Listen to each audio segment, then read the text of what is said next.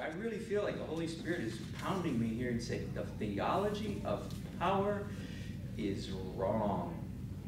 Dead wrong. Satanically wrong.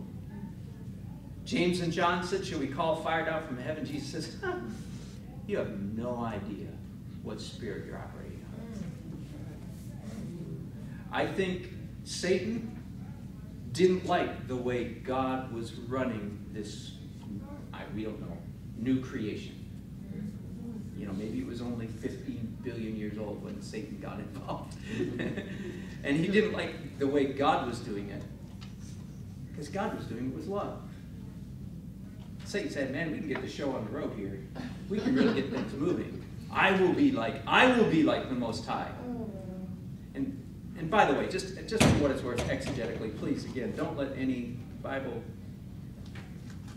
person, like, even take that passage. It's Isaiah 14 and Ezekiel 28 are the two passages that historically have been interpreted by the church as referring to the origins of Satan. And I want to tell you that that's a good theory. But please understand, it's only a theory. We don't know. I mean, one of them's talking about the king of Tyre, right?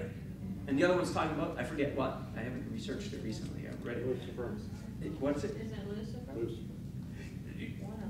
Yeah, but it's a theory that's describing the origins of Satan. We don't really know. And I just say that to say, you know, I hold those things loosely. I mean, and ask for revelation. You know, our rescue in all this is not that we exegete the text rightly. Our rescue in all this is we have an encounter with the Holy Spirit, and He can whisper to our hearts whether. You know, anyway, so that's just an aside. I think Satan opted for power and still does. That's what Satan is all about: power, power, power, power, power. God is about love. I'm not sure. This is a theory that's been going around among theologians for centuries, that Judas, when he betrayed Jesus, was in fact trying to force Jesus into playing his power hand. And I've always listened to that theory and gone, yeah, but now it's making more sense to me now that may be exactly what was going on. Judas certainly didn't want Jesus crucified. I think that is pretty clear from the text. He was trying to force Jesus to play his power hand. And when it backfired and everything came crashing in, now of course, again, Satan entered into Judas. Why? Because that's what Satan wanted to. Even in the temptation, right? Power, power. I take you to the top of the temple. I show you all the nations out here. Yours, power. Jesus, come on, grab it. Grab the power. And Jesus said, you know what you're talking about. Okay? And this comes all the way down to very personal, practical. I don't want to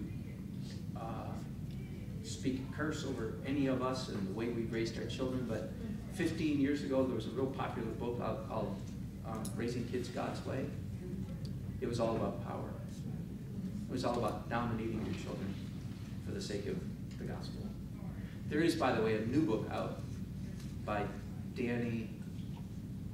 He's on staff at Bethel Church in California. Does anybody remember? Danny Silk. Danny Silk, thank you.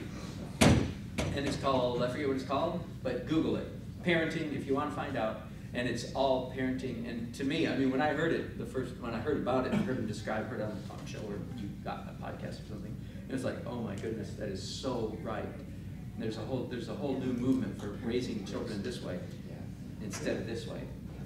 And that really resonated with me. Okay, that's the taking broad whacks. Should we spend a little time trying to unwrap that? Maybe we're not. Maybe we won't do a series. Maybe we'll just do a lot in one morning. I don't know. But I think we probably need to do some unwrapping there. How about, let's do, yes, Nancy. I was sitting here just some things really getting stirred up, but I was thinking about a phrase I heard years ago. When God shows up, period, things change. And then I was reflecting on talking to Heidi Baker up in Harrisburg,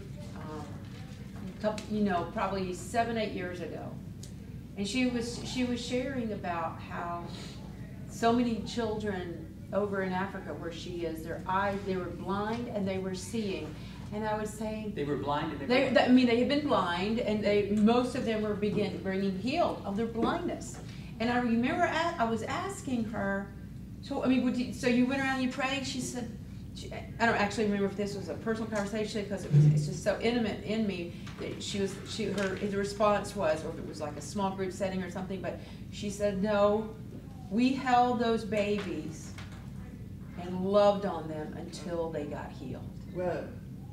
And then, even just last night, in Skyping with our daughter in Spokane, she said a similar thing. She said that someone had visited their ministry, and recently, just last week or the last 2 weeks, and it was focused on healing.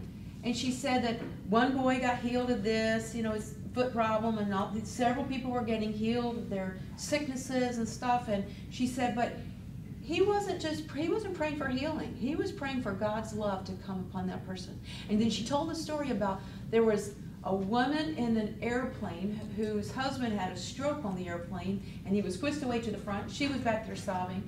And this man, this person who was teaching in Spokane, had to go to the restroom at the back of the plane, and he passed by her, and she was sobbing, and he deduced that she was this wife. So he stopped, and he asked her, excuse me, was this your husband? And she said yes. And he said, well, I'm a pastor. Do you mind if I pray for you? And he started praying for God's love to supernaturally just come upon them. And within, she said, a minute, the steward, or the what do you call stewardess? Flight attendant. Flight attendant, thank you. Yeah. The flight attendant comes and says, excuse me, but the husband had also had Alzheimer's, and now he has stroke. And she said, but your husband is totally fine. He's even clear-headed. Wow. And the wife responded by saying, oh, yeah. And not, oh, yeah, but she's like, and there was, what was it? There was something some pain. She had some pain. Her pain was gone. All happened closer to heaven. No, I'm kidding. But that man was praying God's love to be on them, in them, on them, power of love on them. And the husband's healed his stroke stuff. He's healed his Alzheimer's stuff. And she's healed of her stuff. In a minute. Yeah. So I was quite taken by that, because that's even the Lord. I spent some time yesterday writing down different kinds of power. Let me read some of these just to give you. And power has, this may be